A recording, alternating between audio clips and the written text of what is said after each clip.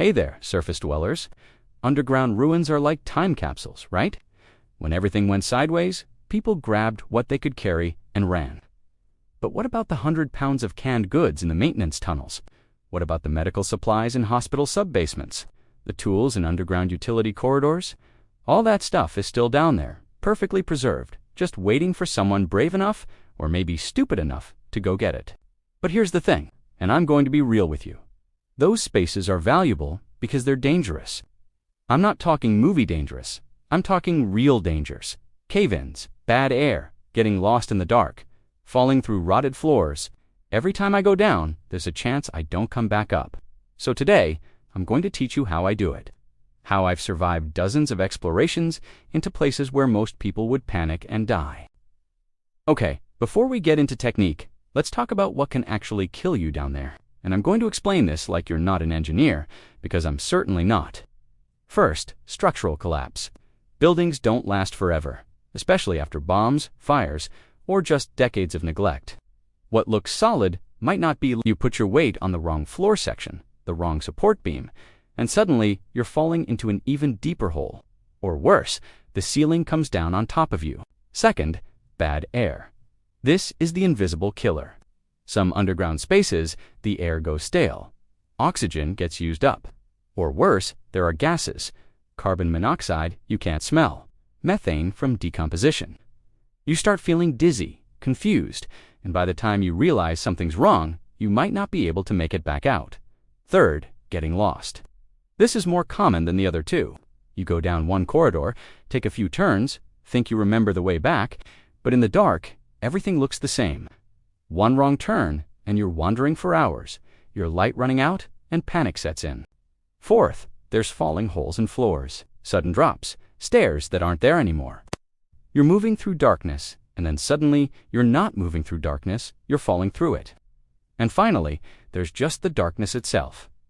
Humans aren't meant to be in total darkness. It messes with your head. You start seeing things that aren't there, hearing things.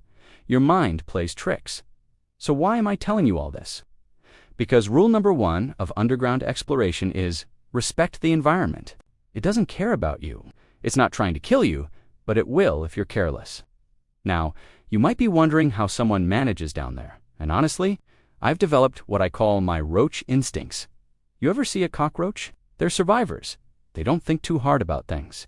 They feel their way through the world. They're sensitive to changes in air, to vibrations, to the tiniest shifts in their environment. And that's what you need underground. I've learned to trust my gut. Literally, if I walk into a space and something feels wrong, even if I can't explain it, I back out. If the air smells weird, I don't investigate. I leave. If I hear a sound I don't like, I don't convince myself it's nothing. I take it seriously. People who think too much die down there. People who trust their primitive brain. The part that kept our ancestors alive when they lived in caves, those people make it out. So develop your instincts. Be paranoid. Be cautious. Assume everything is trying to kill you until proven otherwise. It's kept me alive this long. All right, let's get into the actual technique. You've found an entrance to somewhere promising. A basement door, a maintenance hatch, a collapsed subway entrance. Whatever. Here's what you do. First, don't just rush in. I know you're excited. I know you think you're going to find a warehouse full of supplies. But stop. Look at the entrance. Is it stable? Are there cracks in the concrete around it? Is the door hanging weird on its hinges? Are there signs of recent collapse, like fresh dust or fallen debris? Take a rock or something heavy and toss it a few feet into the entrance. Listen. Does anything shift? Do you hear creaking? If yes, that entrance might not be safe. Next, smell the air coming out. I'm serious. Get down there and take a sniff. Does it smell stale? Does it smell like rot? Does it smell like chemicals? Your nose knows more than you think. Fresh air, or at least neutral air, that's what you want. Anything else is a warning. Look for animal signs. Birds flying in and out is good. Means the air is breathable. But if you see dead animals near the entrance, that's very bad. Means something in there is killing them, usually bad gas. I like to light a candle and hold it just inside the entrance. If the flame burns normal, the air is probably okay. If it flickers weird or goes out, there's an air problem. Could be not enough oxygen, could be bad ventilation. Either way, maybe consider a different entrance. Once you've decided the entrance is safe, or at least safe enough, let's talk about light. You need 3 sources of light. 3, not 1, not 2. I use a good LED headlamp. Hands-free is crucial because you need your hands for climbing, for catching yourself, for marking walls, which we'll get to.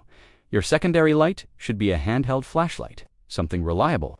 Keep it accessible, like on your belt or in a pocket you can reach easily. Your third light is your emergency backup. Could be another small flashlight, could be glow sticks, could even be a candle and matches. If you're desperate, this one stays in your pack and doesn't come out unless the first to fail. Why 3? Because Murphy's Law lives underground. Batteries die faster in the cold. You drop things, you bump into things and break them.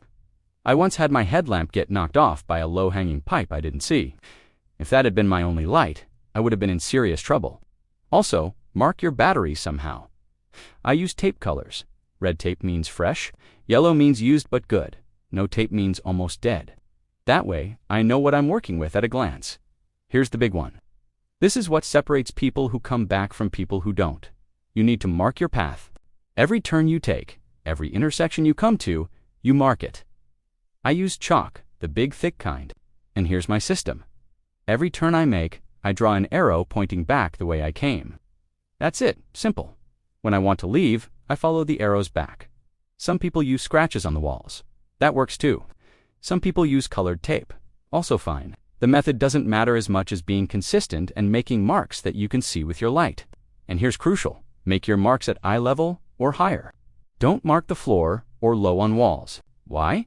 Because debris, water, or even darkness can hide low marks. High marks are almost always visible. Also, make your marks big and obvious. This isn't art class. A tiny little chalk mark might save your life, but a huge, unmistakable one is better.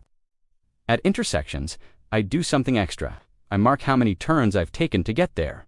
Like I'll write a number. That way, if I'm trying to remember my route, I can count forward and backward. Oh, and one more thing. At the entrance, before you go in, make a really distinctive mark, something you'll recognize instantly.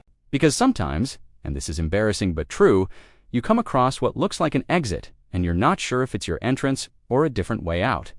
Having that distinctive mark lets you know for sure.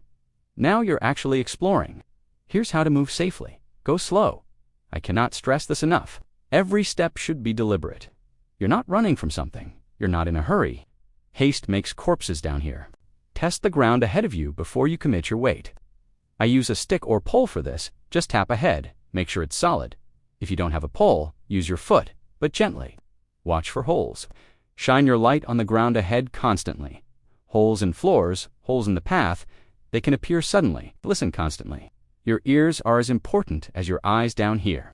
Listen for dripping water, which tells you about leaks and possible structural problems. Listen for echoes, which tell you about the space around you.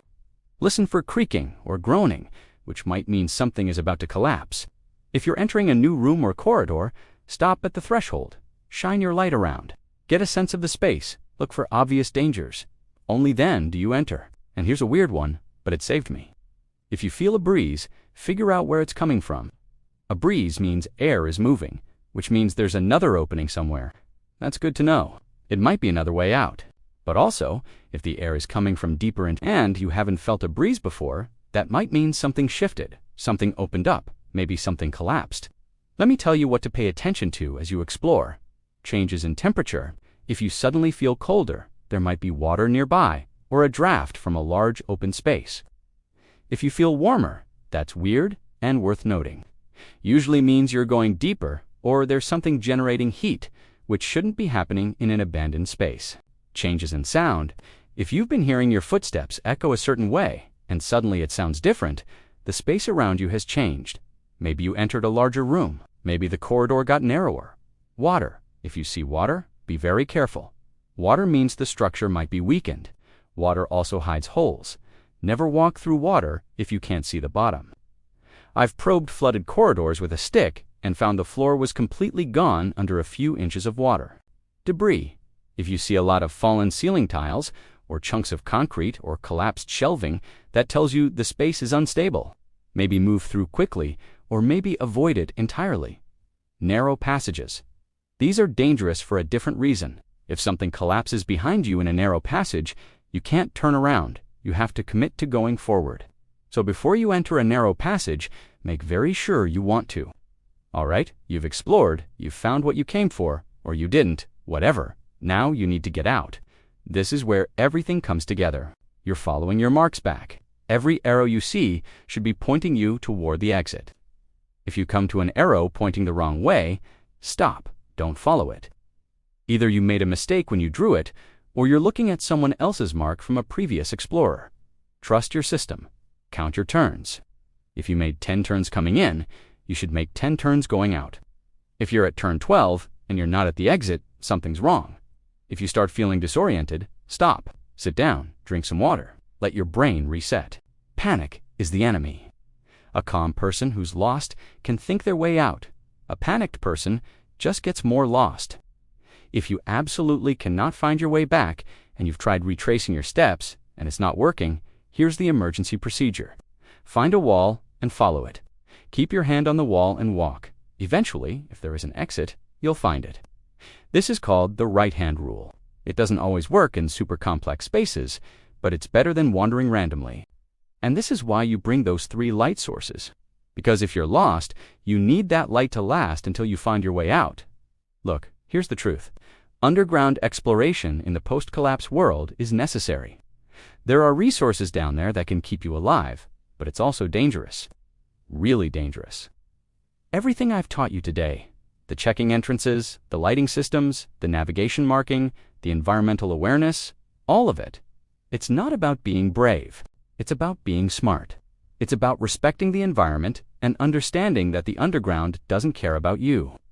But if you follow these principles, if you develop your Roach instincts, if you stay calm and methodical, you can do this.